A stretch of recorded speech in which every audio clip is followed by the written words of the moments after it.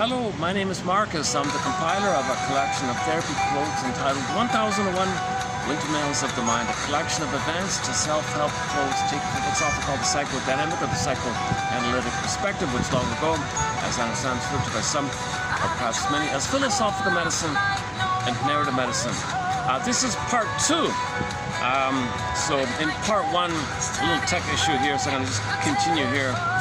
But you'll find in part 1 some introductory comments about the issue about primary dependency needs, whereby we want to graduate into the healthier secondary dependency needs, where companionate love, person-to-person love is done. But in primary or symbiotic or oral or narcissistic, this kind of earlier archaic issue, there's trauma about not getting your needs to get out of that. And when there's trauma, you repeat, hope for a better past. So you can recreate, restage, hope for a better past. That doesn't work, but the unconscious has no time. So it's going to recreate, and the pain is the driver, hoping for a better past to get out of the pain. So you want a better past, it's not going to work. Or part B, you can say you want to now feel what you couldn't have felt, the process, and then you can move in the present like that. In the meantime, you look for symbols of mother, doesn't work. You might express your anger to the mother by treating others the way you were treated, to show up your mother, embarrass her, so to speak. Or you may think you can master the trauma of having been a past victim of your mother by making the Faustine of becoming her and treating others the way your mother treated you, thinking you'll undo, master it, because you're the actor, not the passer.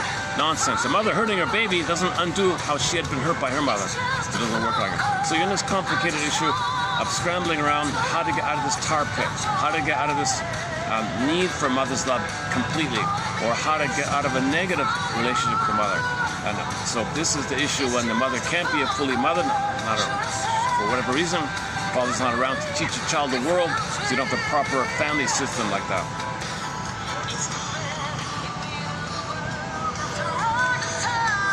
Okay, also in part 1 I was commenting on a little bit about the recent videos we've done on the work of Ann Teachworth and Larry Laveman and Stephen M. Johnson and a couple of other people. So, I got people here, hang on a second. Yeah, I'm in a public park. You'll see me interrupted a few times here. I don't want to get people on camera. They're right behind me there for a second.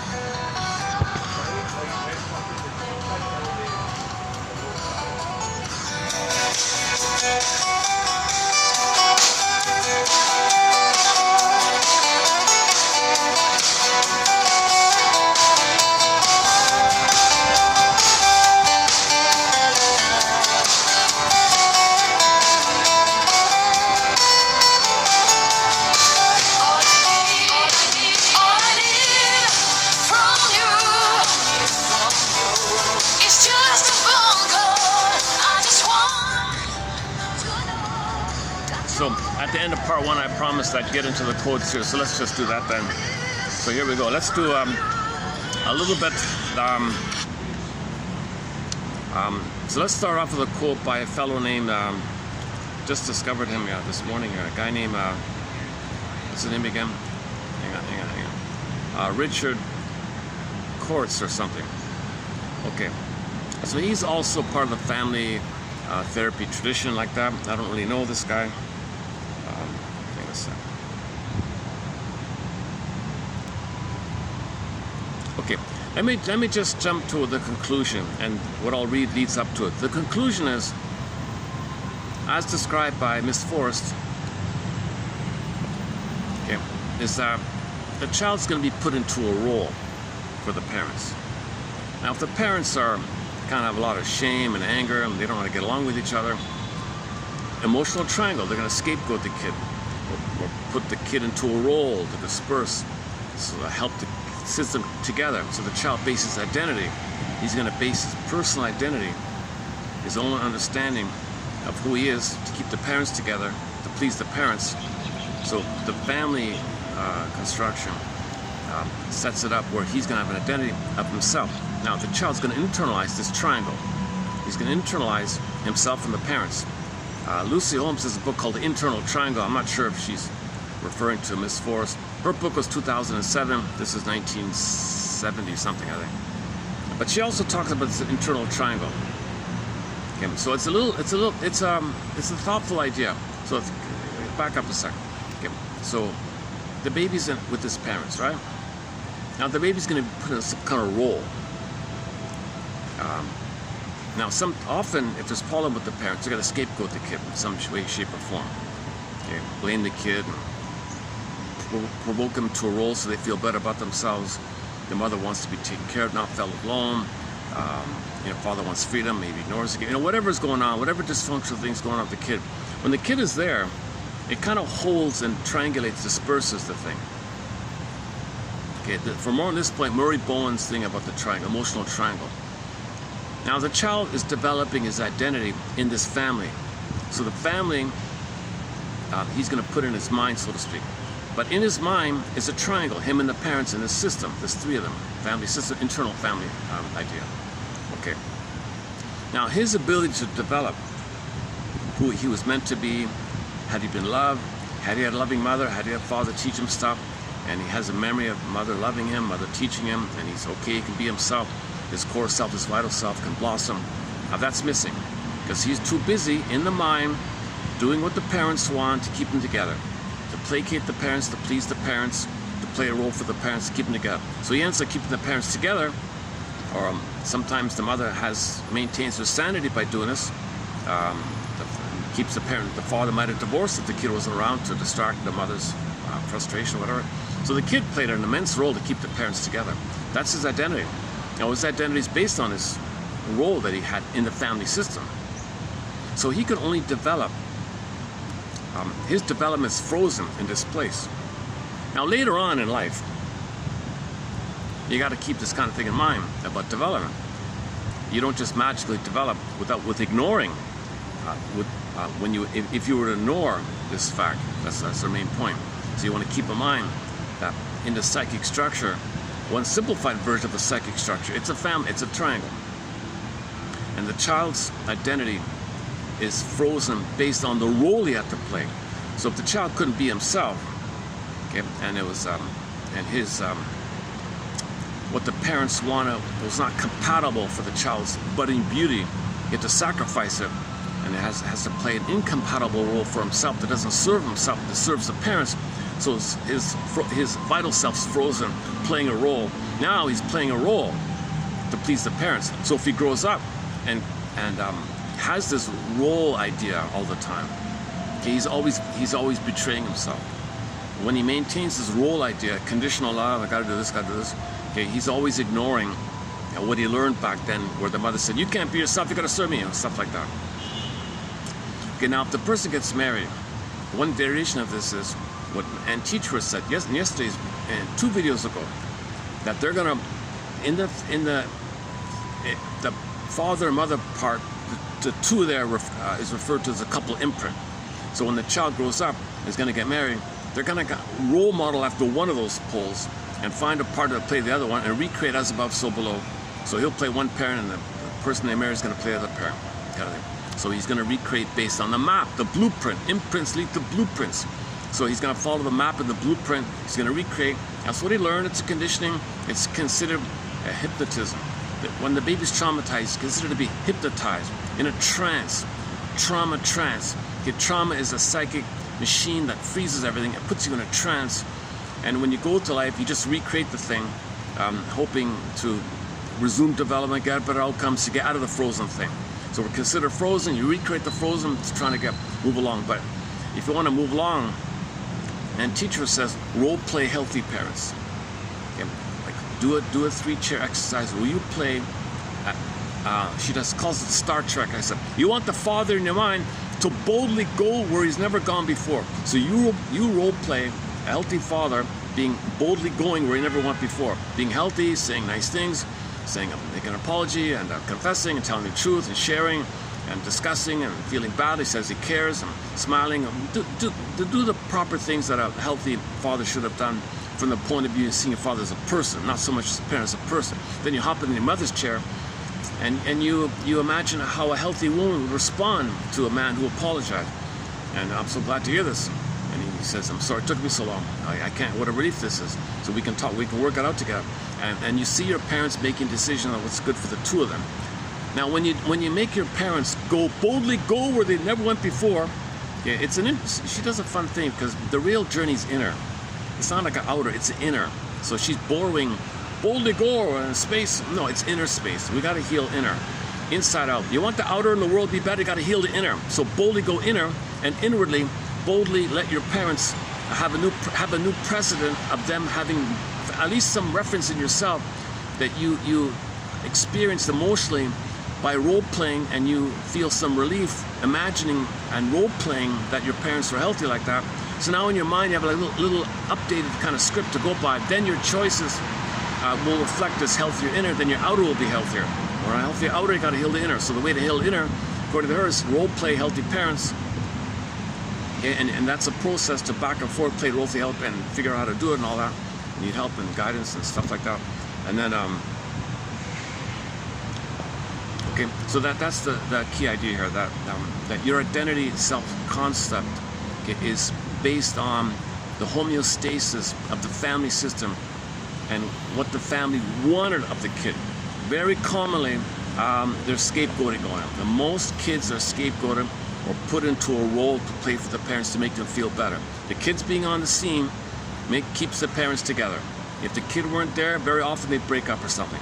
So he keeps it together. That's in his mind. He played a role.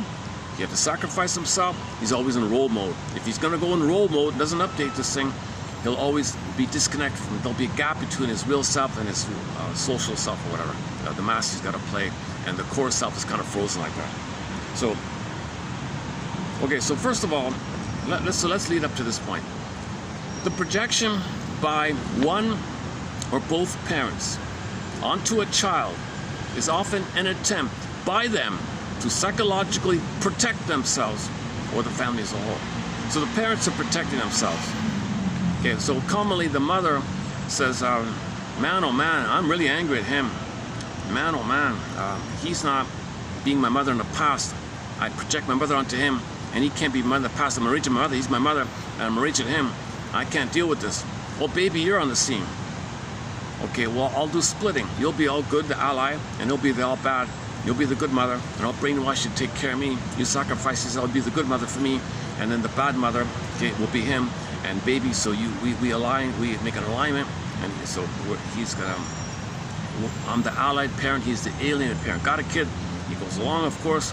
He's got babies will do whatever they have to do to please the mother. They gotta have a connection with the mother, even if it's conditional. Babies are having a psychological abuse and no mother, babies will go along with it. So mother exploits this power, and that's now the system. That's kind of like the system. Like the mother's either or in the mind, and does the either or with the kid and the husband like that. So she's still in the primary thing like this. That's just one example. So she feels better. So she's protecting herself from the pain that she doesn't know how to get her husband to be her mother in the past. And she's triggered. Okay, so once the scapegoated member has incorporated, okay, so introjection is something in the outside. If the child is relating to his mother, that's on the outside. When you remember and put it in your psyche, in your circuits, that's considered introjecting. Now what you normally want is a healthy introject, called the internalized good object, the soothing introject, the holding introject.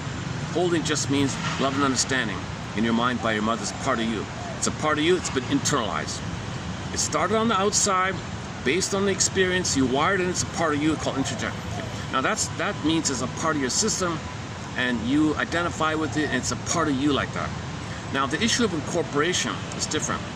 The image is a snake gobbling up a rabbit, okay, and the rabbit's dead, but the snake can't crunch it up and digest it. It's just sitting like that. So you got the snake there with this bulge in him, and he's moving along, and he doesn't have enough identity to digest and assimilate and make the nutrition of the meat part of him or something. So he's in this disturbed thing. He's got this thing in him, and now it's part of him, and he's got to carry it. It's weighing him down, and he goes to a shaman. Dear snake shaman exercises, you can't. It's a part of him. So you got to teach the bird how to digest. So all these quotes are about digesting, assimilating, make it a part of you, and mourning and grieving and accept, recognize. When something's too much, the baby incorporates. That's the gobbling thing, and it's just stuck in there. That's the idea of the exercise. You want to get it out, but it's not. You can't. You gotta learn to digest. You can't imagine it's a magical thing. You just poof it away like power of suggestion. You might feel better for a minute if you believe somebody, so the idea is to digest. Something happened, you got to identify, assimilate, process, metabolize, mentalize, recognize. You got to do all this kind of thing. You can't do some magical poof thing, like as if your mother never hurt you and poof it away. You can't do that, right? So incorporation is if the baby's too overwhelmed, okay, the experience of mother's betrayal, filling in with his rage, poof, monster attacking him. He's incorporated his own anger, poof it to a monster. He's got a monster in the mind, vampire squid, and he can't digest his anger. Anger's attacking him, can't digest. He's cursed with the anger attacking him. Yikes, burglar says, you better do something. Okay, he pleasurizes the pain by searching for symbols of mother trigger the past.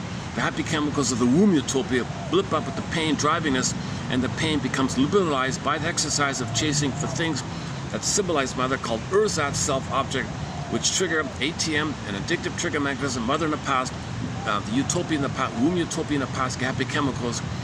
But the pain, it's no time. Think of like a column, it diffuses up. So the pain that compels this is liberalized pleasure. Now you're addicted and you're dependent to search, trigger the past, search, trigger the past. This is called the ringamarole, or the misery machine, where you're dependent on oral fixations and smoking, drinking, gambling to remember the past. Okay, numb the pain and search and get. It's a combination of fantasy of getting mother and pain, it didn't work, so numb it and search for the pain. So cigarettes are like that, and food and money, all these things. So now the baby has this incorporated thing where his own anger, poof, monsters attacking him. He makes a pleasure with the trick of chasing for good old days of chemistry. Now we're stuck with the top layer of the cake. It's called rationalization, where the id says, the ego, come on ego, come up with some flim-flammery, some duplicity, make the person believe some silly thing. Who cares? Use some ready handy-made slogan out there. Use some cliche. Throw him a bone, throw him red herring, make him believe it. He'll want to believe it. Make up a lie, he'll believe it. He's got to need to know. He's eager to believe the lie because that protects him from the pain. And the more pain is, the more he's willing to believe the lie as defense against the pain. So that's called rationalization, where you say something to fool yourself and others and don't care because you need to know you. See, the id says, ego, come on, ego, we're doing him a good. He can't handle this pain. So make him believe something, create something, make him believe it. So when the mother hurts the baby, she'll, oh, mother knows best. Everybody says that. Okay, good, fine. Mother will believe that. It's a handy slogan out there, a TV show called it or something, or a famous slogan. So she'll just adopt it. I can do anything. Mother knows best. So she doesn't question her, it's not reasonable to hurt her baby, hoping that she'll get her mother's love back in the nursery. It's not reasonable. So she has a cloak saying mother knows best, a cliche. She just adopts it, and that covers it. So then she doesn't question it because it's defense against the pain that she would feel if she were to question. Doesn't want to question it, doesn't want to feel the pain, so doesn't question it. So she just stubbornly, adamantly says, no, mother knows best. Bombardment. Mother's Day, mother knows best. Celebrate, kind of reinforce it. This is the kind of the problem like that. So Berger makes a huge contribution to psychoanalysis called psychomasochism, with the pain of your anger attacking yourself. So your anger is a cry for love, blocked, rebounded, attacking yourself, it's a cry for love. You got to have a link to the mother. You hate yourself, that's a link to the mother. How do you deal with this? How do you deal with this issue of you're linked to the mother, you're tied to the mother, you got to hate yourself because it's a cry for love for mother. Your only hope for mother is to hate yourself, but that's a cry for love to the mother, but you're hating yourself. So it's all twisted around like that.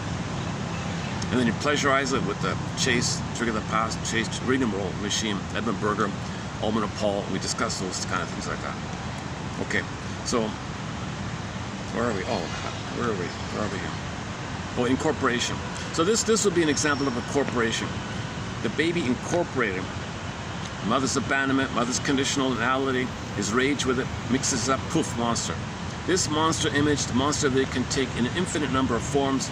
Each person can draw their own monster. Take a sheet of paper, draw any entity that's a rage wants to gobble. That's just a Picasso of your feelings and unmet needs.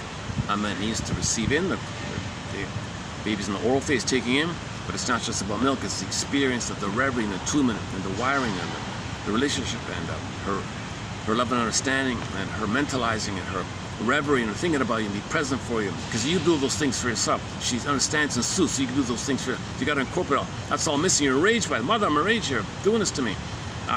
You got to teach me how to soothe myself. If you don't soothe me, I don't know how to do it. I'm going to be obsessive, figure things out. You know there. So obsessive thinking will also be part of the monster. The monster is an obsessive thinking, OCD freak as well. So these monsters have all of these negative traits like that. So that's an incorporation. And people often say this, I feel possessed by something. I wish an exorcist could take it out or something. So that's just magical thinking. That's your entitled narcissism to have some magical thought taken away. So that kind of thing called magical thinking.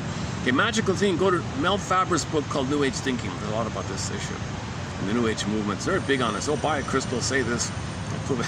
Okay, let's not do Mel Faber's work here at this point here. Once the scapegoated member has incorporated, okay, this mother like this, okay, so the personality of this scapegoated child may be permanently altered, with his becoming playing a role. Okay, so this idea of the role, okay, he has the idea of the lost one or the black sheep one, or the acting out one. Okay, so the role the kids can play, there's a lot of roles here. Sometimes it's the hero role, where the parents support the kid. Be a star, be seen, so we can feel seen vicariously through you. So support the first kid, put pressure on the, ignore his vital, his interest, forget about his interest. They want the kid to be star, to be seen, so that they can feel seen vicariously. They feel seen. If the kid feels seen, they feel seen. So the parents get along with each other by focusing on the kid to be seen. Then they privately feel seen via the kid. A lot of pressure here. It works or doesn't work, doesn't matter. The second kid commonly scapegoated. All the built-up frustration, whether it works or not, maybe delay if it works, I don't know, but it'll be dumped on the second kid. Sometimes the third kid comes on the scene in one model. The parents really wish they were free. They don't know anymore. They give up kind of thing. They ignore the third kid, right? Third kid's the lost one. He's in the library or something. But the kid might think, am I lost because my parents want me to be free? I gotta play the role of their freedom. So I'm kind of lost, and they're hoping I'll go away because they wish they can go away, but they're trapped in their marriage. So the kid's playing that role. So he may play his whole life as a lost one or something. And that's in the mind. Play the lost one, keep the parents together. So if he's always going to play the lost one, if that's tied with the memory of the parents, what they want in their fantasy. Now you want to stop playing the lost one, or no family, no love, like that, whatever. Then you got to update. Then you got to do Ann Teachworth's role model of the Star Trek. Imagine healthy parents, and then you'll boldly go to a new world, etc.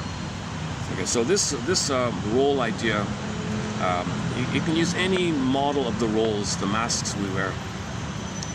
It could be the mascot. Sometimes the fourth kid's the clown, makes jokes, blows off steam, stuff like this. So you got the hero, scapegoat, the lost one, standing in for the parents' fantasy for freedom. So he's lost, thinking that they want to be free, so he's lost because that's kind of like go away lost, like be free from their point. If it doesn't work, the hero doesn't work, scapegoat doesn't heal them, the lost one doesn't heal them, the mascot doesn't, nothing heals them. Kids playing roles, all it does is disperse the tension they feel, and the kid is holding the tension, and the parents get along with each other, with the kid holding the tension dispersed onto the kid. Shame and hate and expectation, entitlement, not to the kid. So that's, again, Murray Bowen's excellent presentation called the emotional triangle, like this. So the kid is scapegoated directly or in playing a role. The term can also be used like broadly, like generally, whereby the kid is not seen for who he is. The kid is not seen and supported for his unique self, his identity, his autonomy, his interest, his self-agency, his self-activation, his budding beauty, his emerging. That's all ignored. Parents can't do it. They say, it's all about me, I'm attention, you play a role, make me feel better. So if the kid is on the scene to make the parents feel better, okay, then that's the role he plays. And in the mind, the wiring is a triangle, and his identity is fixed with the triangle. And you want to be better, you better heal this triangle. So you got to heal your inner triangle, and you'll be healed with it.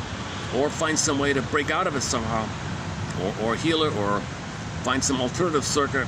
But the only way to get out of it is identify first. You got to have a lantern, a thread, all these exercises. You got to heal. You got to resolve either or thinking. Forgive your parents, put them on a couch. So if you put your parents on the couch, okay, you're letting them boldly go where they've never gone before. So you'll have something heal like that, and then you'll be free from that. Understanding is healing, and there's all different models about. Okay, theater of the mind, Menninger. No, sorry. In part one, I was explaining. I'm a little fatigued today. I'm not rested today, so I'm not really speaking in a fresh find a way here. So sorry about that. So this is not one of my better videos. Go to yesterday's one or the one before. I was a little more refreshed. This is a really sluggish, tired video I'm doing here. Okay. Oh yeah, Theater of the Mind, Carl Menninger. So one way to think about it is in the mind, imagine a theater, and every aspect of the theater is part of your unconscious Twilight Zone. It's in you. You're in the audience. You're the actors on the stage. You're the stage director with the script. You decide who gets on stage. But behind, there's people clamoring to get on. They hop over using defense mechanisms.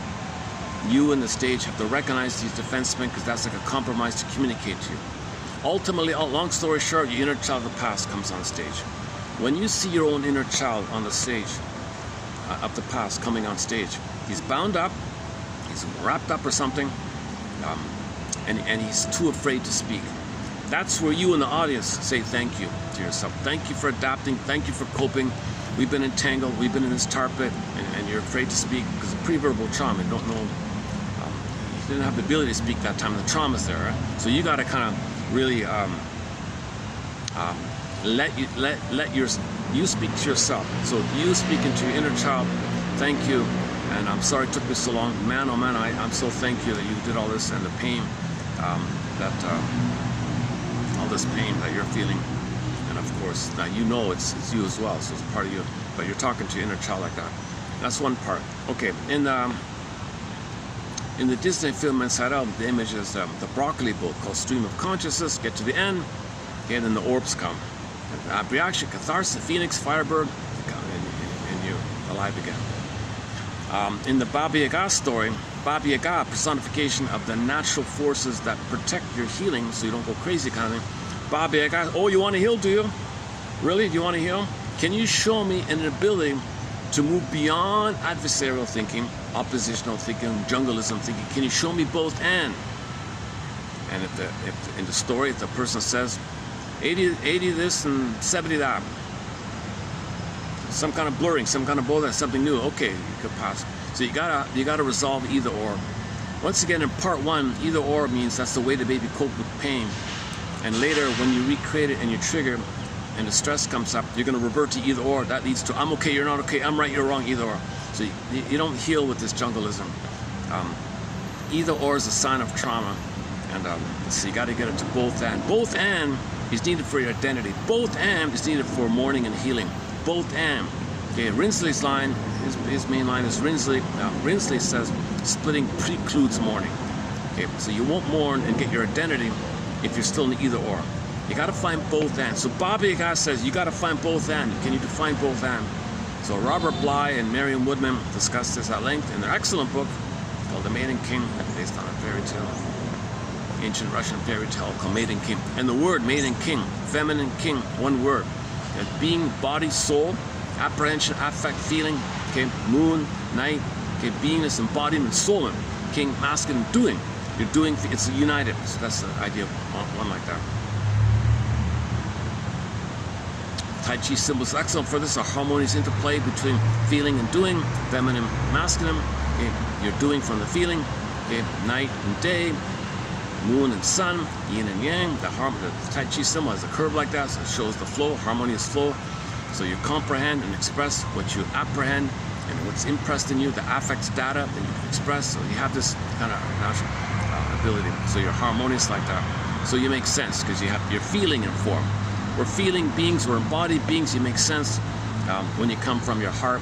And it's ethics, morality, virtue, when you have this kind of thing. We're all one family, human family, earth family, human family, so we're ethical like that.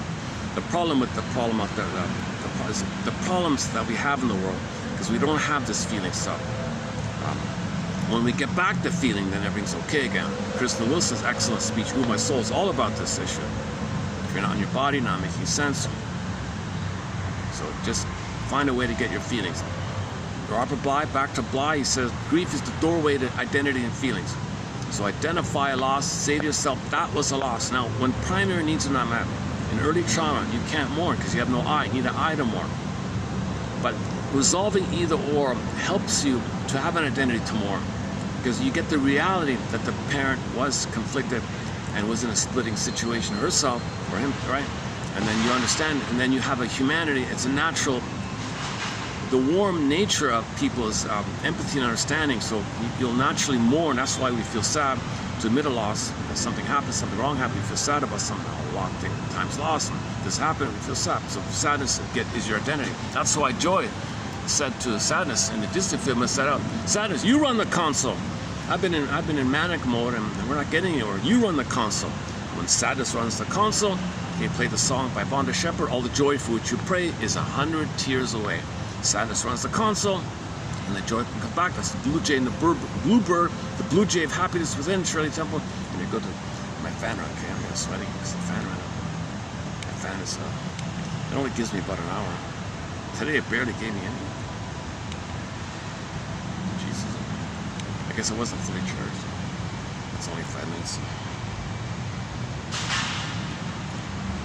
Nice day today. It's too bad. Yeah, too bad I wasn't. Too bad I'm not a little more refreshed. This happens also. I gotta tolerate this wave in my videos. Some videos I do are fresh and upbeat. Some are kind of sluggish like this. I make more mistakes when I'm like this. Sometimes when I'm. It's about the quotes. So that's why I keep coming out, because I can't let these quotes be buried in some obscure little journal that's so hard to find. And like this one here, the Mr. from this obscure out-of-print family therapy journal. Luckily somebody posted, there's only one single copy. It's been digitized. It's a read-only even. You can't even copy-paste it. Oh no, this one I could, I think. Okay, again, so we're talking about projection by the parents to make themselves feel better. So the parents feel shame and embarrassed, they project, and they want the kid to identify with it. That's a permanent status. You possess and identify with the thing about me that I don't want to know. He does it, she does it, and the kid is playing the role of holding their shadow traits.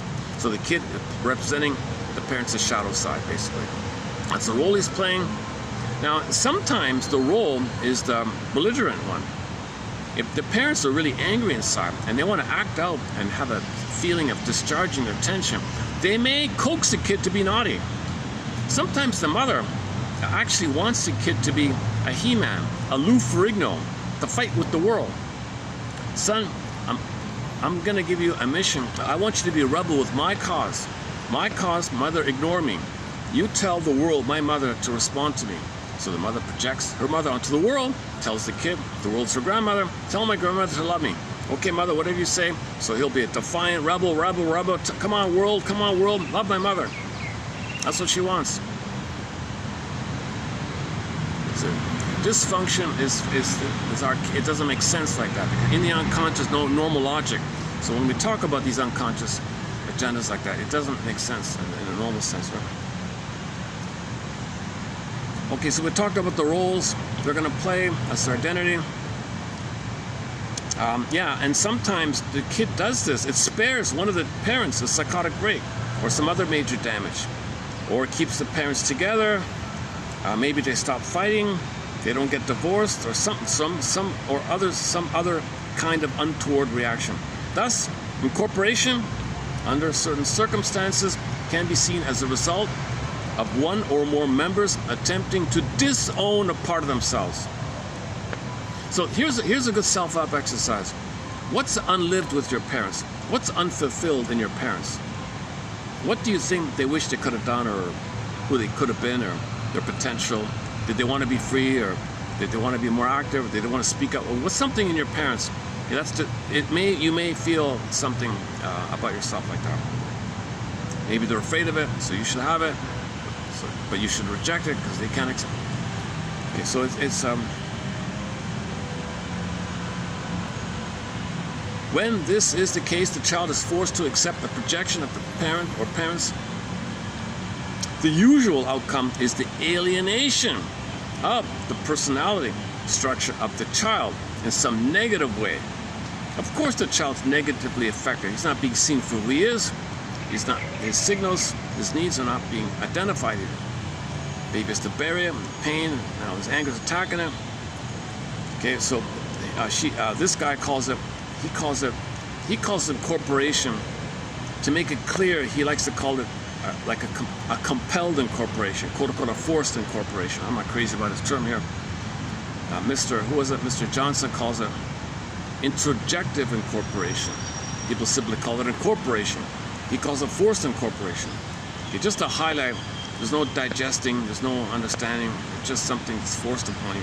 Yeah, okay, yeah, maybe the child is forced to play a role. Kid, you play this role, it's forced on you. And your rage attacking yourself is the dead rabbit, the dead mother. So Mr. Green calls it the dead mother inside. Oh, one of the birds here. This that one's got that's got an orange beak and orange feet. At the other place, they've got these doves with a blue beak and blue feet. They're called the Javanese dove. The Javanese dove. This one here with the orange, I'm not sure what it's called. I have to look it up. Can you see it? No, I can't see it. If you see anything moving, that's a bird.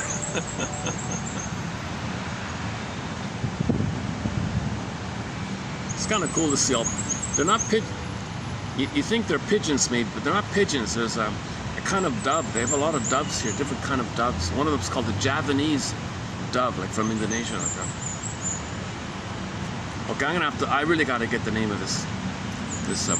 It looks like a baby crow, but it's got an orange beak and orange feet.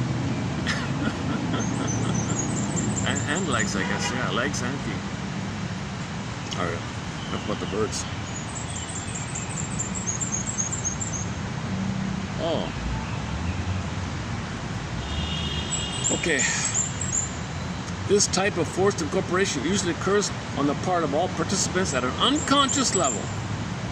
So parents don't know they're doing it, the kid doesn't know he's doing it. Okay, he gives some kind of a theoretical idea that maybe sometimes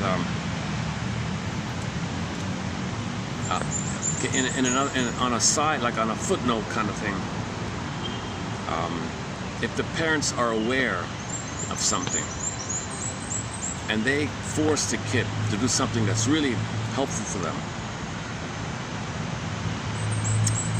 and he can't digest it, but it's a part of him, in some cases it can have a positive effect. Now, I didn't get an example of what he meant, but so what thing? Okay, so the kid is told, you gotta play piano. He doesn't like it, but he mastered it. Doesn't really digest it, but maybe it's good for him later on, or some skill. Maybe he needs it like that. Okay, next one here. So instead of the child having an interest in it, the next best runner-up thing is, I learned it, I don't like it, but I can make money, I can sublimate. Is it what I really want? I don't know, but I can buy things, get comfortable. Maybe that's what he means. I don't know. Okay, in some families, the emotional stability of one or more of the family members may be predicated upon the need to scapegoat one of the children. These father and mother, one of them or both, who thus maintain their own stability by disowning some part of themselves. Okay? So they are projecting the unacceptable personality segment onto the child, and then they provoke the child to behave in a manner consistent with the parental expectations, unconsciously. So that's like the lost one, right? Think about the lost one. The kid who's ignored. Come on, go, just be free, go, take off. All right? And the kid might be coaxed into that role. And he's always lost. You know, he's not free. He's not autonomous. He never received mother stuff. He's not truly free, right? So there's the problem in his mind. But the parents have a fantasy that one of the kid is free. They're free. If one of the kid is lost, they're lost and free. Go, be free. Seek thou forth.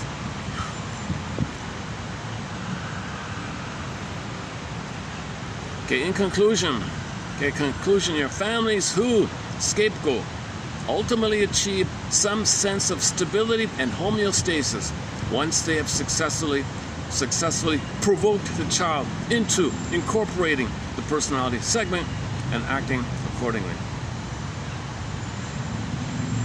Okay, now let's go to okay, what I'm going to read now, unfortunately, it's a read-only thing. I didn't have time to type it out by hand or write it out or something, so unfortunately I'm just going to have to just do a readout here. So let me read out a little bit from this article here. Test Forest. It's a read-only thing. I'm not able to, it's a photocopy of a piece of paper. It's never like it's never been any kind of read format. So I'm reading like an image kind of thing. Hold on a second. Okay, let's let these people pass by here. Why don't I just play a quick song? Are we going? Okay, let's just play a short song while these people are here. Let's play yesterday's cover of I Want You to Want Me. Check out yesterday's video for a 1-hour discussion on this song here.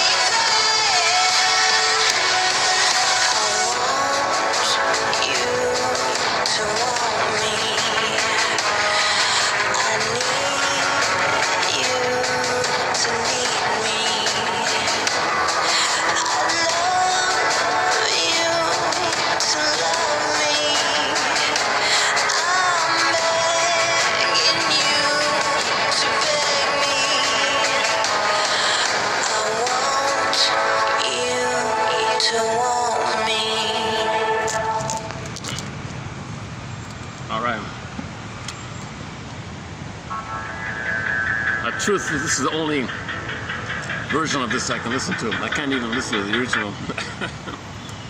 Your mission submitted for your approval and consideration, should you choose to accept it, is type in the search, how would a shrink interpret the song, put it in quotes, I Want You to Want Me, unquote, by the rock band Cheap Trick, and read out what it says in both modes, the regular and AI mode. It tells you about attachment, and it's a fun read. Yeah, I did it, or check out yesterday's video. I did it myself yesterday. All right. Now let's go to Miss Forrest here. So I'm only going to read a part of this article. This article is mostly about this genealogram, like the family tree thing, generation, all these layers like that. You see the patterns around, emotional cutoff, they do this, they're divorced, and you see these recurring things. Now, if you have the luxury and you have this data, I don't think a lot of people have it. I don't have it. You'll notice all these patterns like that. And that's it's very helpful, apparently, to do this. I think Bert Hellinger does it. A guy named Bert Hellinger focuses a lot about this thing. And you want to step into these roles in a little bit and update. Go boldly, go. You know, it's funny. Star Trek did an episode about this, where one of the was it Kira, one of those the lady, one of the ladies in there, I forgot. Dax, was it Dax? Yeah, Dax. She did the Bert Hellinger genealogram family thing, and the big issue confronting the bully and all that, right? So that's the idea, that you can update things in your mind and you're healthy like that. Deep Space Nine. I don't know which season or which episode, but if you search, you'll find it. It's a fun episode. That's the first really very clear kind of psychological, like personal therapy episode that I've seen with them, that I remember anyways. Yeah, maybe I'll look into it again. Yeah. Okay. Miss Forrest says, I think this might have been, from what I can tell, this is her last article that she wrote before she passed away. So I'm only going to read the introductory part. I'm not going to do the whole family, multi-generational this and that. She gives you an example of it. I can't follow those things. They drive me crazy. Oh, and the grandfather, he went there, and the uncle there, and the niece there, and the cousin there. And what the hell? Who's who? Where's where? You gotta get a pen and paper, write it down. Okay, let me just do the introductory part of this. Otherwise, a very good essay. So she's talking about what I said before in part one, that your identity is created by the role in the family system. So you want a healthier identity, you got to remember this, because a lot of therapy ignores that, and that's the problem. So once again, Ann Teachworth and Star Trek offer a kind of a family systems approach to this kind of thing. All right. New parameters for understanding individual. Hang on, let's check that. Battery, 40%. Okay, maybe a half an hour here. All right. New parameters for understanding individual behavior have emerged from the theory and practice of family therapy during the past 20 years. Okay, she wrote this, she presented this in 1974 at some kind of meeting in New York.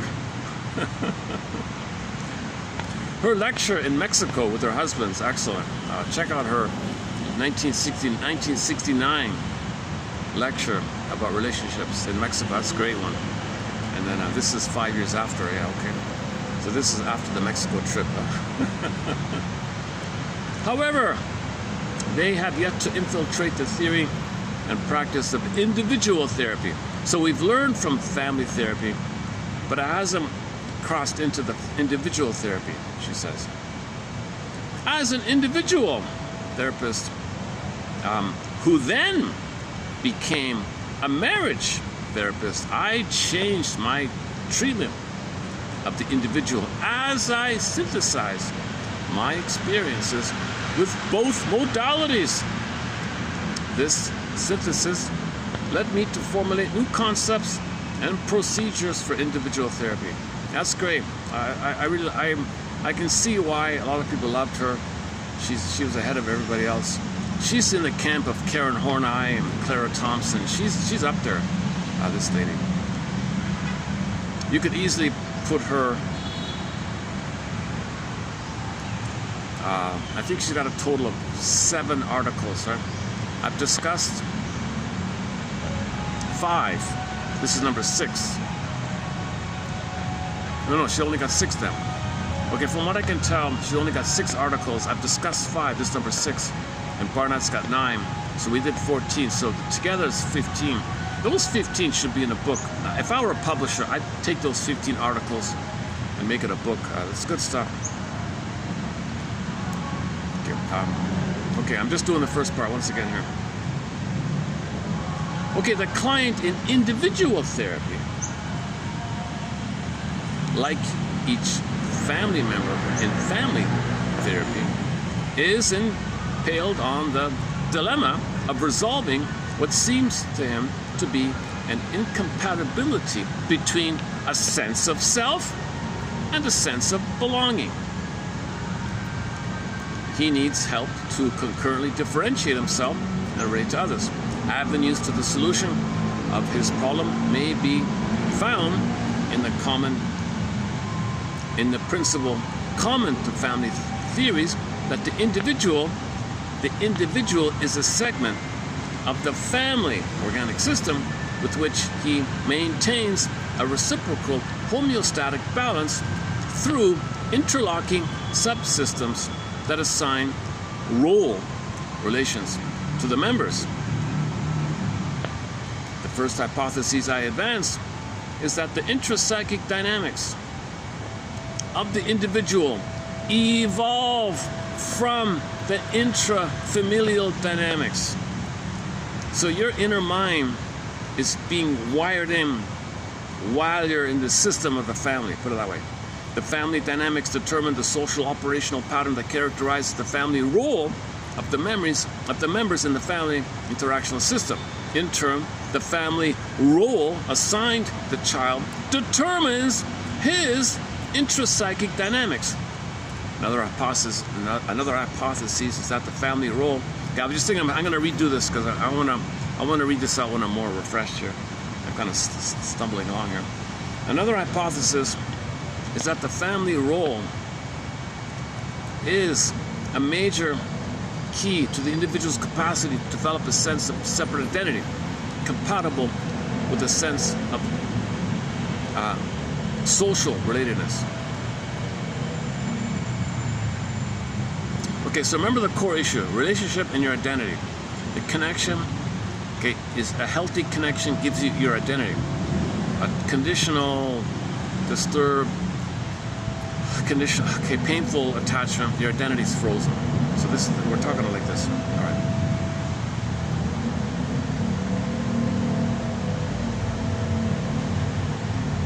I suggest that a distinction be made between roles in the family relational system that are congruent with individual needs and roles that are incongruent with individual needs. All right, so if the kid's going to play a role, sometimes that role might support his identity. Sometimes that role is going to reject his identity. So she's very good with neat terms, huh? So congruent role for your identity, it's congruent with who you are. Incongruent with who you are, but it's a role you got to play, but it violates who you are. It's a betrayal. You're betraying yourself. When mother tells you to play this role, self-betrayal, I have to give up myself. Mother, do I have to give myself up to have a connection with you? The name of Miss Paul's book, Margaret Paul. So there's a self-help book entitled, Do I Have to Give Up Me to Be Loved by You? By Miss Margaret Paul and her husband, I think. I'm just focusing on the title. That's a catchy title. That's a great title for a book. Because that's what the child's doing. To play the role, he's got to give himself up. So this role is incongruent with who he is. Sometimes the role might be congruent for him, sometimes it's not congruent. Maybe parts, maybe it's mixed. But generally it's going to lean towards one or the other, I guess. When the role assignment fulfill family functions, when the role assignments fulfill family functions are age appropriate. Yeah, age appropriate. If the mother says to the little baby, "You mother me," that's not age appropriate. And validate the individuality of the person. Okay, then I call them congruent roles.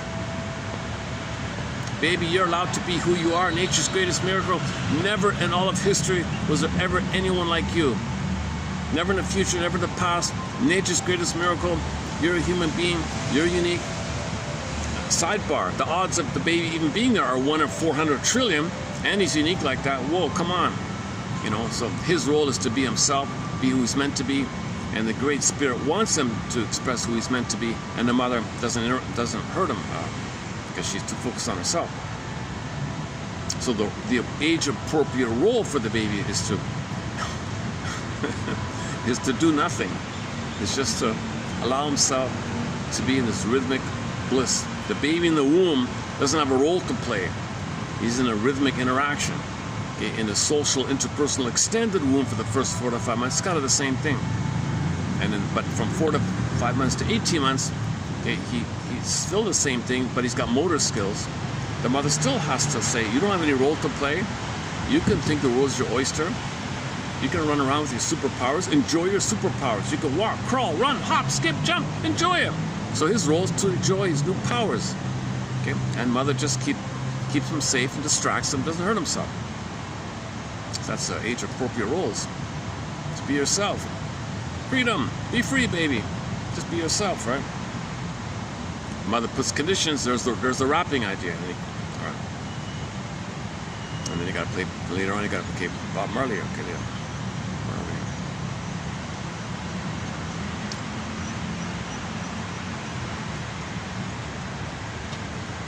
Okay. Okay. Next part here. The role assignments that are dysfunctional and inappropriate, serving primarily as family defense mechanisms, I term incongruent roles. So the child being given a role, and this role, it's a defense mechanism created by the parents to feel better about themselves if the kid plays that role. Kid, you play this role and I feel better. You soothe me. You play this role. You be naughty, then I don't have to face my anger, because if you express anger, I feel a little better. So that's a defense mechanism for the parent not to process and assimilate why he's angry. He's not facing why he's angry. He's not facing that his anger is a cry for love for his mother. He's not facing it. So to not face it, kid, you just be naughty as a proxy for me. That's incongruent. That role is incongruent for who he is. If he's got to just please his parents by running around being naughty. Okay, next part here. I conceptualize the self as three-dimensional. Okay, so the basic one, the one-dimensional is biological givens, including the drive to preserve the unconditional value of one's life. Okay, so the survival self. So the self has the survival self. That's obvious, right? Okay, so the brain has 3 parts. So she's basically doing the three-in-one brain thing. The brain has 3 parts. The 3-in-1 brain. 3 lines of consciousness. 3 memory systems. 3 brains. 3 minds. Whatever you want to call it. The survival stuff. The feeling in the body. And the thinking cap. It's all evolution. Okay, the second one, the main one, the mammal one. The second dimension is the subjective, the emotional. Remember, the subjective is emotions. Emotions are bodily commotions, and you need a body to feel your emotions. So when you're feeling your emotions, you're a body, like this little, So, let me get that battery. Let me get the power. When that runs out, I can switch it over to this. Now I don't have to worry about the battery. You'll see me drenched in sweat here pretty soon. It's 40 something here. It's funny, when you're rested, I can handle heat. I think most people can handle heat when they're rested. When they're a little fatigued, they're less of a resource. Okay. The second is the emotional perception and response of the person to his inner and outer world. Okay, that's your feeling self. Okay, now she calls the third, like in your mind, your psyche, the role you're playing, basically. The third dimension is the parental impact and response to the child and the role they assign him in the family relational system.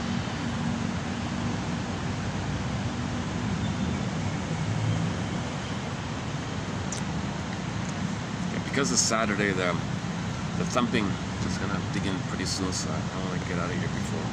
Are you kidding me? Part one is like 20 minutes, is an hour, right? Okay, fair enough. There's a part one, by the way, if you.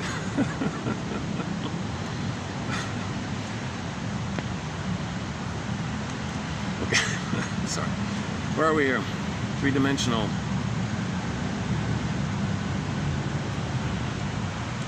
Okay, the subjective experience is the foundation of the individual self, and the family role is the foundation of the social self. So forget about the survival for a minute. Just focus on the feeling and your imprint in your mind, the role you play. A congruent family role which validates the self-experience interlocks the three dimensions to form an integrated self. Janov makes a big deal about this. You want a harmony between the three parts of the brain, and you're integrated. So if the role your parents give you is proper, you're going to be integrated.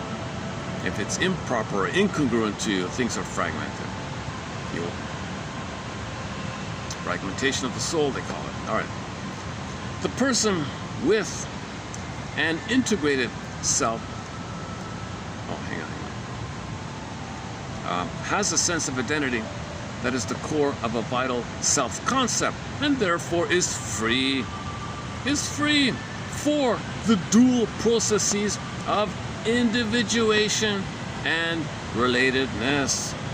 You can be yourself and you can relate to others, and you're not relating to others to find your identity that you didn't get because your mother didn't relate to you properly. So now we're in secondary relationship. Okay.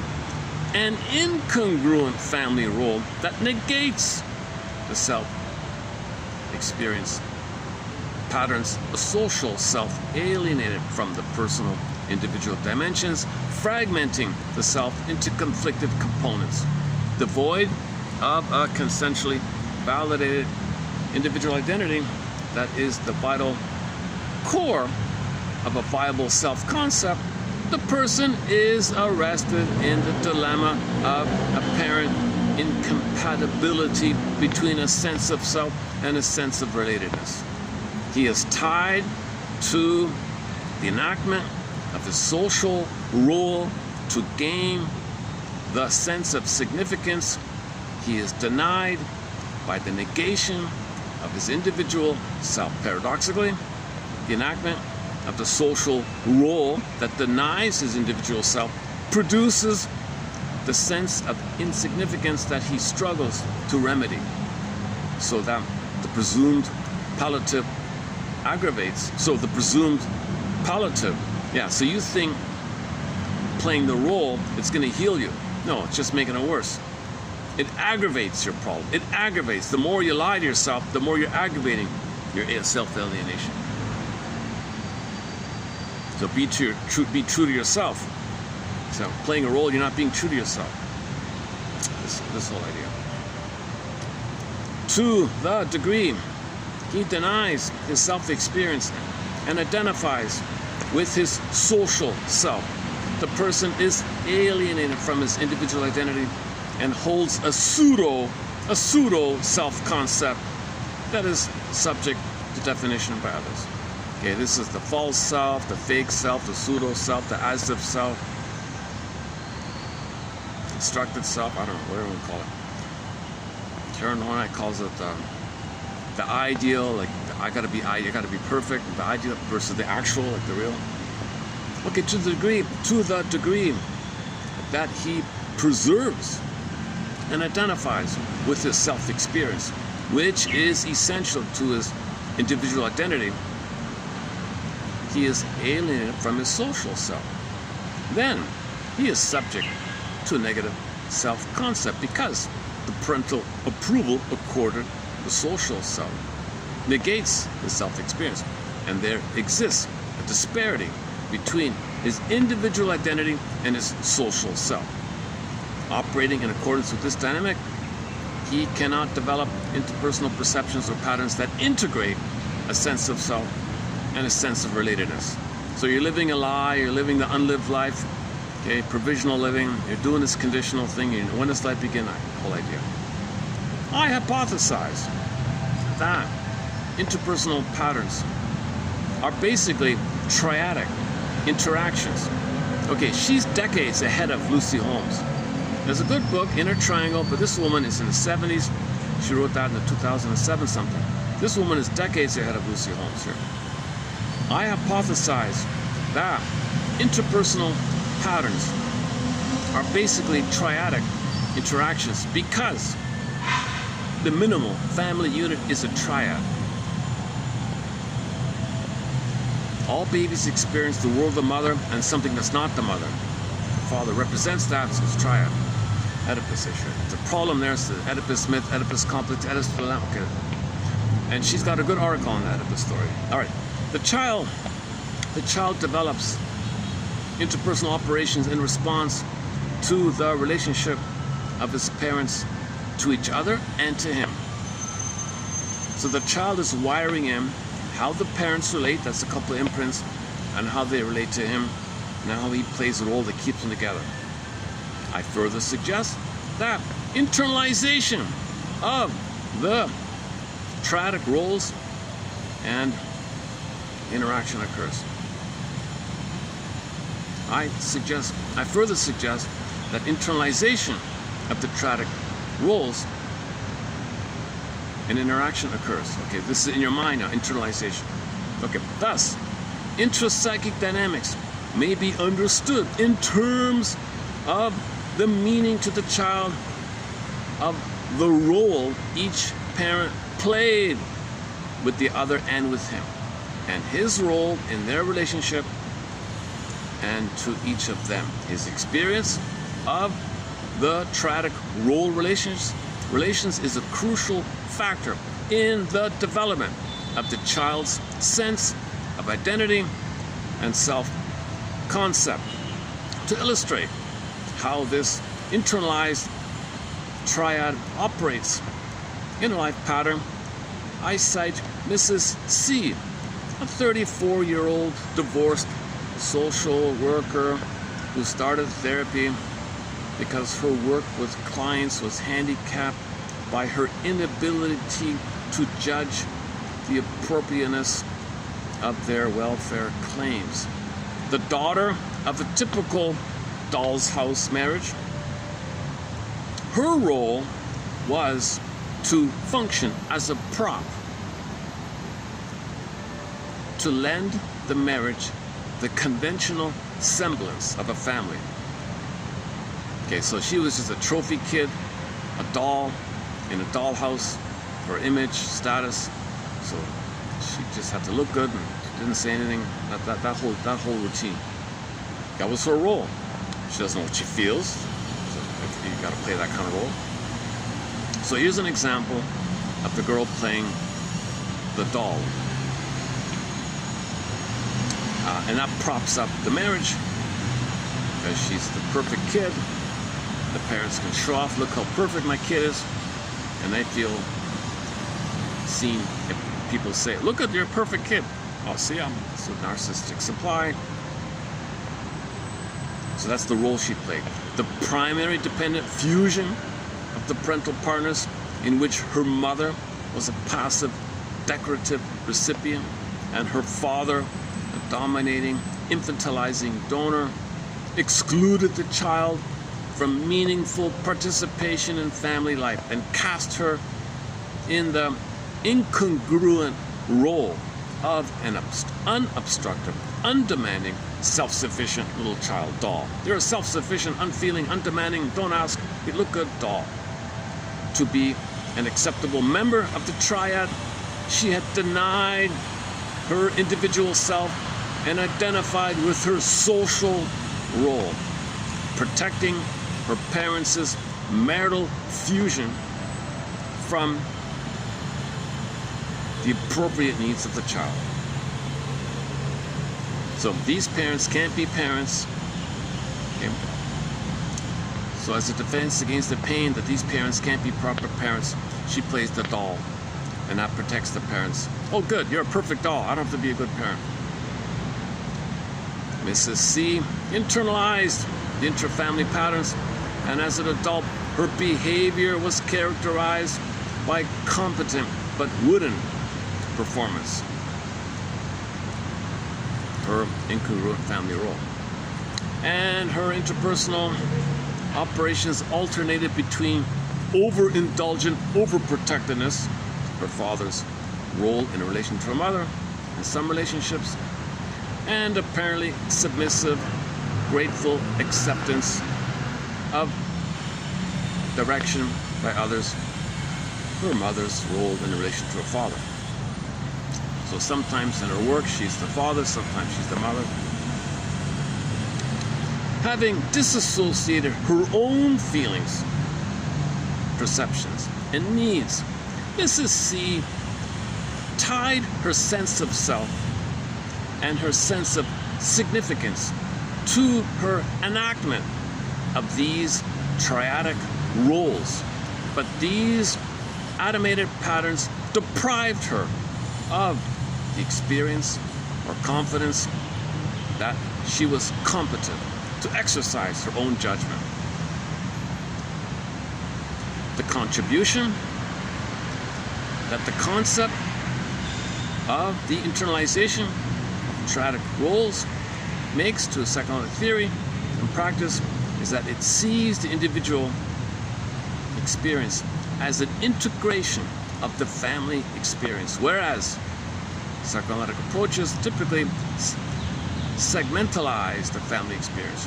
They tend to focus on the child's experience out of context with the parental interactions, or on the parental impact on the child without regard for his constituency in relation to them, so that the meaning of the familial structure of his experience and his function in it may not be disclosed or may be truncated. The analyst will have a key to the conflicts, ambivalences, and paradoxes of the client when he perceives them as internalizations of the interplay of meanings, operations, and roles of his triadic experience. Furthermore,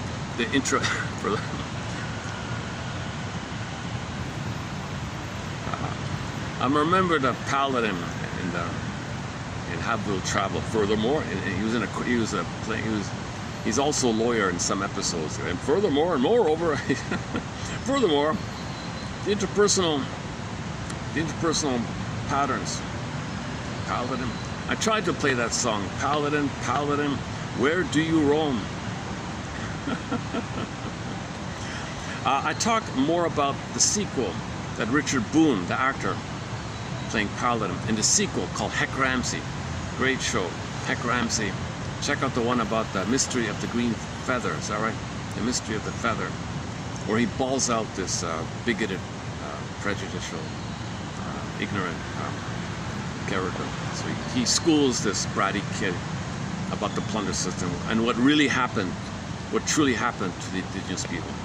And that was a great scene of it. We played here sometimes. Rewriting history and prejudice, blaming the victims, this whole thing.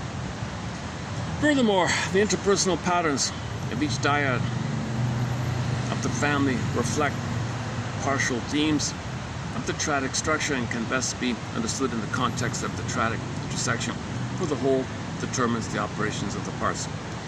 For example, an interpretation of the triangle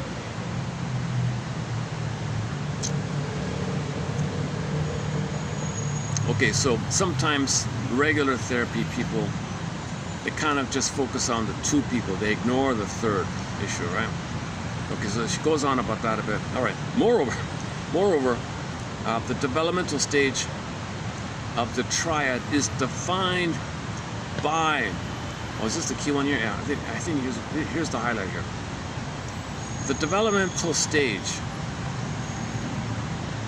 of the triad is defined by the developmental stage of the marital couple, so that the child is fixed at the triadic developmental level. So the child's fixed where the family system's fixed, and the family system's fixed because the parents are primary fixed and they're scapegoating the kid, and the whole thing's fixed, everything's fixed. So everybody's frozen in there. It is therefore invaluable for the therapist to perceive his client's developmental level and interpersonal operations through the medium of the organic relationships of the triad. I have found characteristic triadic patterns that can be schematically correlated with developmental stages of interpersonal theory, so that the self-centered or oppositional patterns of childhood characterize the social patterns of one family, and the competitive strivings of juveniles typify the social patterns of another.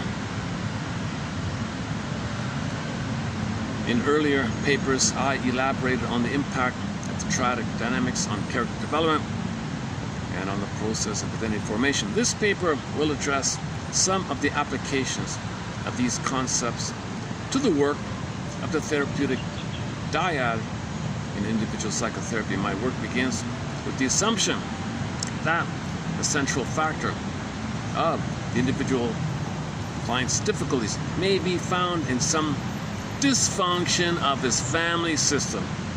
So if you want to know why a person's dysfunctional, okay, identify how the family system was dysfunctional. Of course the family's dysfunctional. If he's out drinking all the time and she's a shopaholic and he's avoiding her and they're not talking to each other, that's a dysfunctional thing. The kid will be dysfunctional because the family is dysfunctional. A typical pattern of a dysfunctional family system starts with the failure to meet each other's marital needs for intimacy. So the couple is not intimate and warmly relating to each other. Okay, this handicaps their collaboration as parental partners. Yeah, so if the husband and wife are not happy together, they're not going to be happy parents. If they're embittered, battling with each other, they cannot be happy parents. They feel abandoned by separateness, threatened and disadvantaged by differences, and anxiously engaged in struggles for ascendancy. Yeah, check out Miss Forrest's other article about two obsessives who got married. The image of the ascendancy thing was the emotional backdrop that metaphorized the emotional situation of two obsessives being married. OCD, perfectionists, rules, and no feelings, no nothing, just silence, and mind reading, and rules, and do punish and control. It's one up, one down. So the image was the fantasy that maybe, imagine somewhere deep in the desert somewhere, somebody dug up, some archaeologist dug up a 10,000-year-old coffin, a single coffin, but there was a royal couple bound together for 10,000 years, mummified. They were kind of stuck together, like fused or something. And in the imagery, they were ascending, descending, like up one stood up, one sat down. The other. So in the battle with the husband and wife, when she punished him with the passive-aggressive behavior, no, I'm not going to cook for you, she got the one-up status. He felt down. And then he punished her by not following through with something he promised to her. He went up, haha. So when they do this ascendancy game, one up, one down game, they're both in battle with each other to try to win mother's love from a mummy. A wrapped up dead woman, mummy. Yeah, they even say that. The mummy, ironically, is the mother. So you're trying to get mother's love from a man. It's kind of like trying to get a 10,000-year-old dead mummy to be your mother in a pot. It's ridiculous. But the emphasis that they're a royal couple, king and queen. I'm the number one, king and queen, up and down like that. So they're infantile megalomania. Okay. They think their king is the gods. I'm right, you're wrong. I'm right, you're wrong. I'm right, you're wrong. King and queen, up and down, up and down. That's when two obsessives get married. Can you imagine when a kid comes on the scene? They can't be parents. Okay, that's the Oedipus myth. So anybody in that situation, the image is the soul gets exiled to the hills. Oedipus went up the hills to be abandoned. Romance, fantasy. Imagine good parents. I have good parents. Fantasy, fantasy. Either or. No, my parents aren't so cruel. My parents aren't these infantile, cruel king and queen license. Jocasta. No, I have the good parents. Polybus and Minrope. Oh, those are my good parents. So in the mind, you get either or. So myths are in the mind like that. So you're coping. So now you got the either or issue.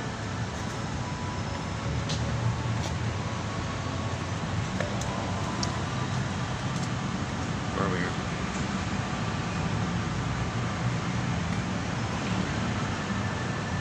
Struggles. Okay, their marital security depends on the submergence of differences in feelings, thoughts, and actions in order to strike a balance.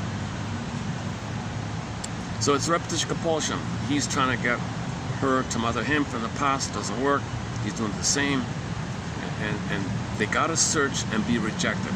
She's gotta search and be rejected. So they have a collusion, a negative collusion, a painful collusion to repeat and feel the pain. Repeat, feel the pain. He's doing it, she's doing it, and that's the couple collusion they're in.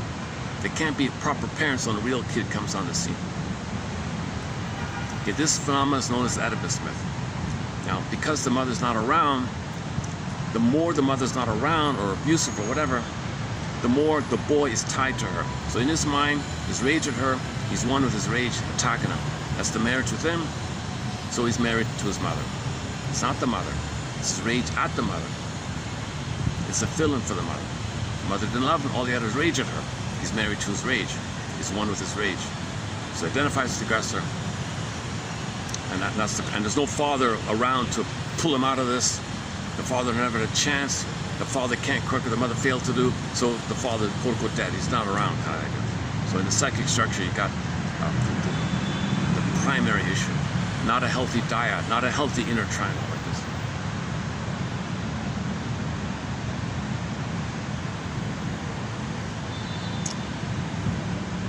They've got these rotating plainclothes security guards. They're always walking around.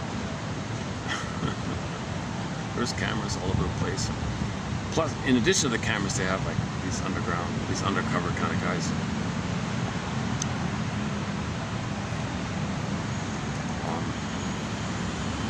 Yeah, so it's funny. I noticed that if they just do their rounds or whatever, they're fine. They don't harass you.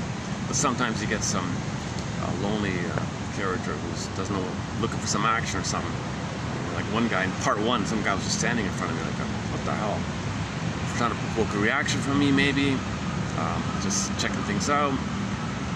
I'm gonna try to think maybe he was drawn to the music, or maybe he was drawn to the interesting idea. I want to hear what he's saying. I hope that's all it was. Anyways, him and his buddy left, so everything's okay. Plus, there's cameras there. There's cameras back there. I've got a camera in my hand. I can insert another one. I don't know why I'm saying that. This is a very safe place. This is the city I'm in is a very safe, very friendly place. It's kind of remarkable. I still marvel to this day how hospitable the locals are to an amazing amount of tourists from all around the world. It's kind of like the playground for Europe and Asia, all over the place. I mean, mainly the sandy beaches and all. There's no sandy beach, right? Okay. Where are we here? Okay, they trigger each other about, so we did that part already. The survival of a conflicted marriage that does not resolve its underlying conflicts requires a third member for the displacement of the conflict and for the gratification of unfulfilled needs, when in reality, okay, so if there is no kid, again, it goes on about that. Okay, he surveyed a research study of healthy kids who had healthy parents versus kids who had dysfunctional parents, a little bit about that. The goal of therapy, a little about that. Okay, and it goes on. And the bulk of the article is this geniogram example, which I won't do here.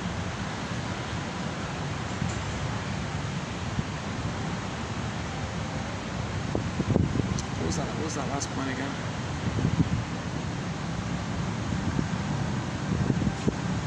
Oh, the emotional triangle, yeah. Yeah, okay. I don't have it in the collection, but I think a long time ago, the mother was not happy with the fellow, right? And she was going to leave or something. Oop, she got pregnant. She stayed. So having a baby let her stay in.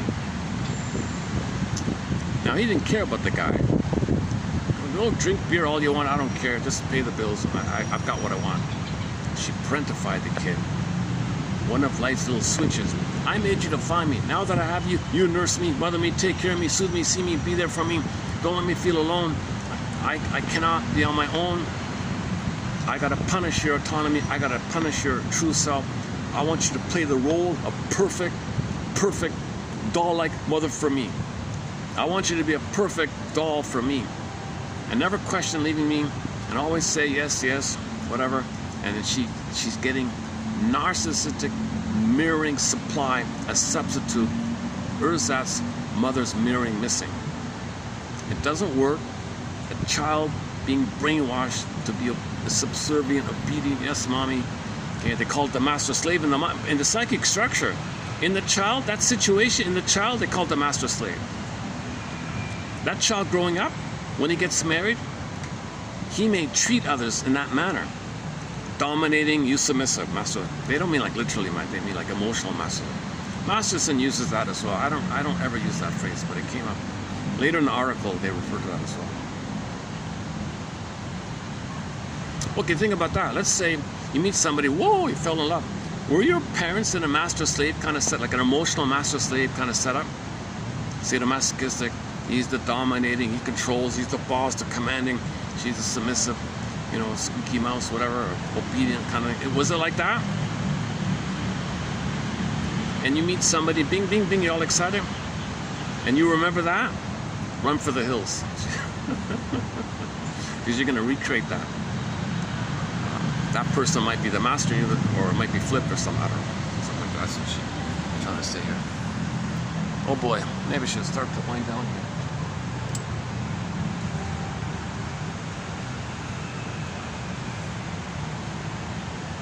Yeah, I can't read. I can't read this out. This is the phone can't read this out.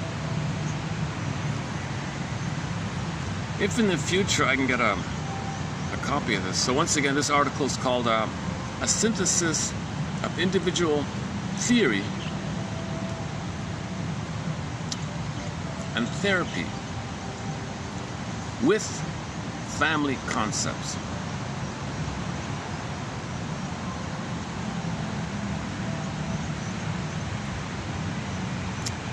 Okay, hard article to find. I didn't even know it existed. I did a search. I did another search for any more of our articles that I may have missed, and there was one that I missed. It was this one here.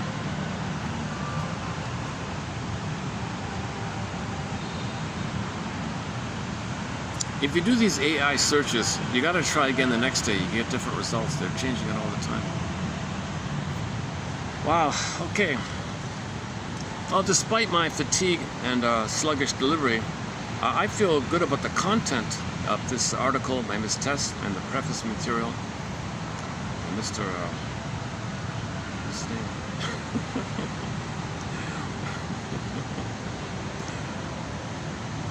The other guy. Okay. Whatever his name. Whatever his name was. Quartz or something. Quartz. Oh, Robert. Was it Robert? Middle initial M. Richard or Robert M. Quartz or something. So that article is entitled, hang on, something about the incorporation idea. Do I have it here? No, hang on. Let me dig it up. Hang on. What I read, which is a part of 3013, I did a preview here of 3013. That's this one.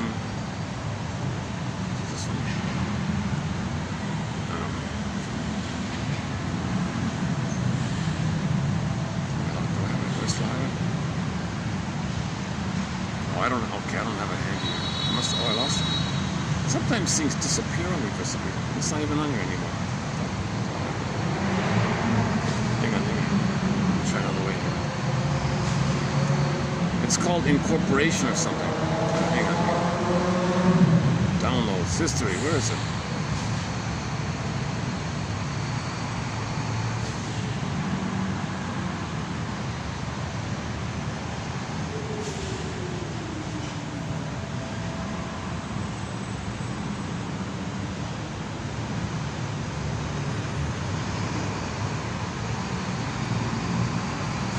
Oh no, it's on the phone I'm holding. It's on the phone I'm holding. I've got two phones. Oh, sorry. Okay, to be updated. But the guy's name, let me at least get the guy's name. Robert M. Counts, C-O-U-N-T-S, M.D. I have another one of his articles, so maybe maybe in the future I'll check out this other one here. Family therapy as a parameter of individual therapy. Yeah, so similar to Miss Forrest. As with many rapidly evolving treatment techniques, family therapy has come to be viewed by many of its advocates as a treatment method that is all-encompassing, applicable to every client that possesses an intact or partially intact family.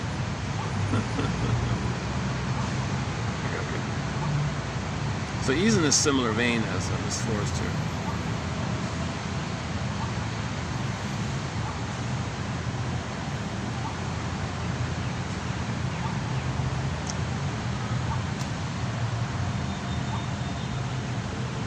There is a tendency for the intrapsychic disruption of one member to have an impact on the intrapsychic integration of another. One member may become more disturbed as another improves. It is often presumed as inevitable that one member of a family gets worse as another gets better. In my experience, this is more likely to occur the less well individuated the person. Yeah, this is a common idea, right? So if the parents needed a kid to keep them together, and that kid like leaves home and gets married, and that kid's not around, and that kid's not going to bring the grandkids to them, and they're kind of far away like that, and they're alone like that, whoa, no more scapegoating.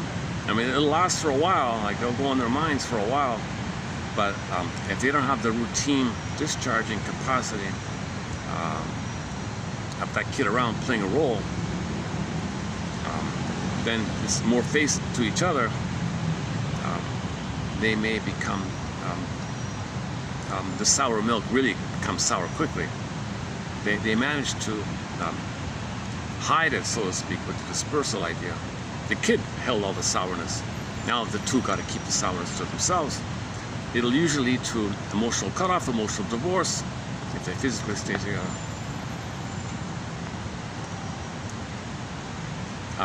That's when affairs pop in to bring in the third, so a third comes in as the affair idea.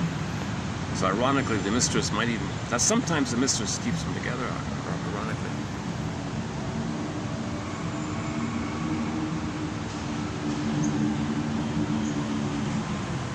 But those marriages are going to fall apart, those kind of things. So they delayed it. If they were dysfunctional in the beginning, but the kid came on and it held them together, the kid grows up, it was just a delay. Now they're facing what they maybe could have faced 20 years ago or something. But they got to be balanced, maybe there's the joy of having the kids be happy. It's not an either or kind of thing. Okay, I tend to ramble. I noticed recently I've been kind of rambling at the end. I'd have a good 1 hour stretch, And then I start to fumble around towards the end like that, like I'm doing here. Maybe I'm lingering. Maybe it's a connection thing. Maybe it's like I want to prepare myself that this video will end, so I don't have an abrupt triggering of the separation anxiety, like the separation from my imaginary audience might trigger my separations, and I feel so I don't want to feel the pain of it. So let me linger on and buy some time, get ready for it. Everything's okay. Reality, okay. It's the present, not the past. So maybe that's why I linger sometimes. I'm still trying to figure out why I kind of linger on like that. My rationalization is I'm looking for a fun ending. That's my excuse. I'm lying to myself. I mean, it's partly true. How do you argue with that? Everybody wants to end the video on a fun note, upbeat, happy note, right? That's just the excuse I give. But underneath, I think it's this connection issue.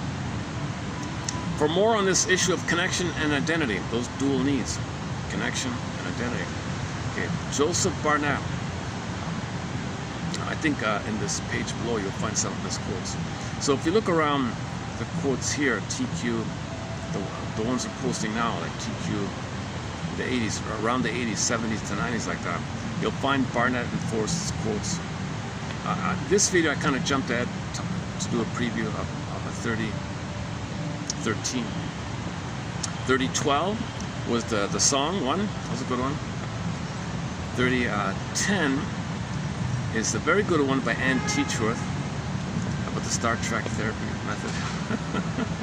you want your family system in your mind to boldly go where they've never gone before, i.e. healthy. Being healthy is having boldly gone to a bolder place you've never gone before. There's the real inner journey, the courageous hero's journey to boldly go where you've never gone before. There's the real thing. That's what she meant with the Star Trek idea. It's an inner thing. Just flying around up there, not looking in. It's a defense mechanism. You just escape. It's a Peter Pan syndrome, escaping. Well, we'll make excuses. Yeah, maybe we'll find a resource up there, or whatever.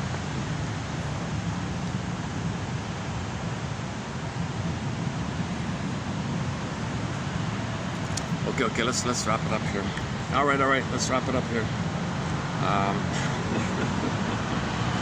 What's the battery? Can I take off the thing here? 40%. All right. Let's go to Radio. Yeah, let's go to Radio Garden. I can linger around a little bit with the website Radio Garden. Let's see. Sometimes I get lucky and find a great song. I found Yanka Bell from the Ivory Coast using this method, and other songs, and the Silla singer from Turkey.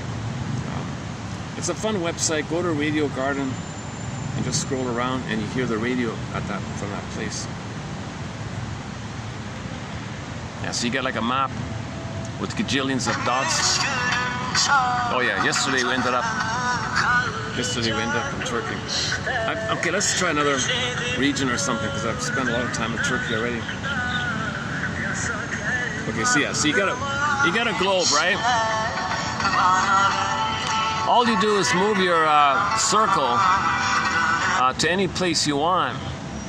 Okay, you can go somewhere here, Sudan, I guess, or somewhere. Where's that? Let's see. What's that? Congo, the Congo. Ivory Coast is around here. Hang on, where's the Ivory Coast? Zambia. 31 launched that the party will build airports in all the 10 provinces. South Africa. Okay, what's here? Oh, lots of talking, eh? Where's the music?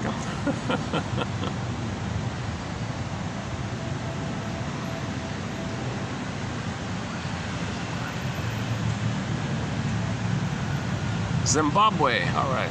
What's here? Okay,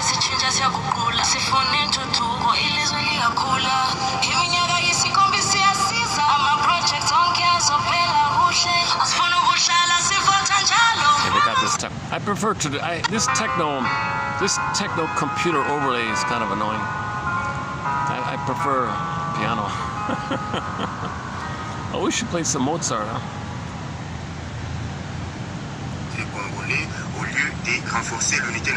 What about over here? What's over here? Cameroon.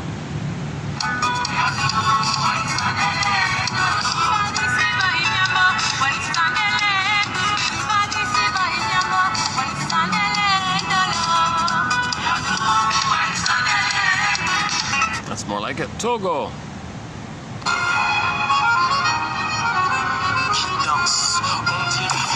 Sur la montagne, dans la cour de votre maison, sur les berges de la... What's with all the talking? 5 o'clock. What is it? 5 o'clock. Maybe it's a news. Maybe it's a news time. What's this? Cape Verde? No, Cape Verde. Never been there before. No. Up and over here. Let's go to Brazil.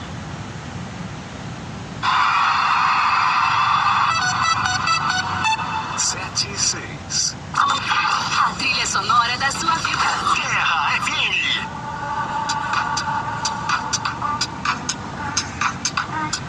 Some techno thumping. Let's get some. Where's some good?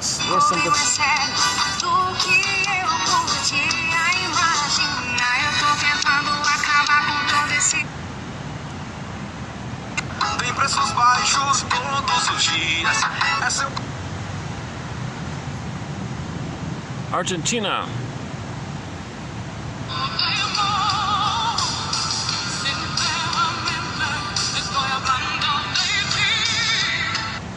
Chile.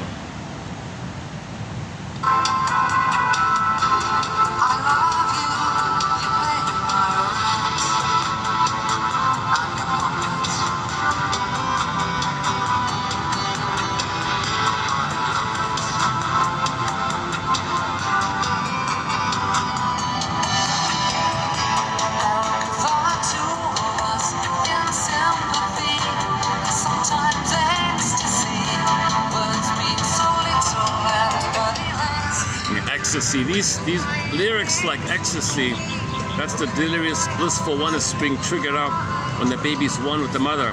It's considered oceanic ecstasy, they call it. One guy calls it. So you trigger the wiring of you and your mother nursing time. Somebody reminds you of the rejecting mother. You might feel the ecstatic feeling because that part of the brain doesn't know time. So that's liberating. So if you feel this mad feeling and your parents were in a cruel, kind of dominating, submissive thing, run.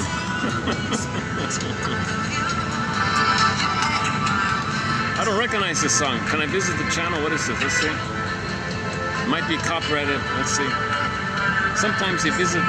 It says here you can visit the channel, and sometimes it tells you the name of the song.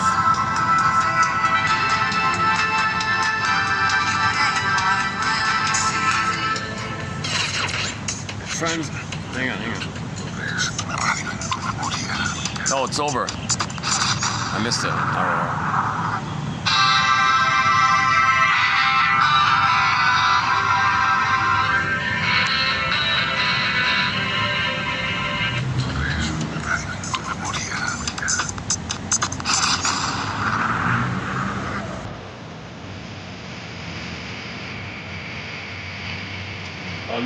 No playlist. No, okay, it doesn't tell you the name of the song. Unless that's it. Is that the name of the song? Okay, whatever this is, let's wrap up with some Spanish music from Chile. Sounds okay. Some Spanish rock. And I'll see you in the next video. May these quotes inspire curiosity, leading to empathy and understanding. And I'll see you in the next video.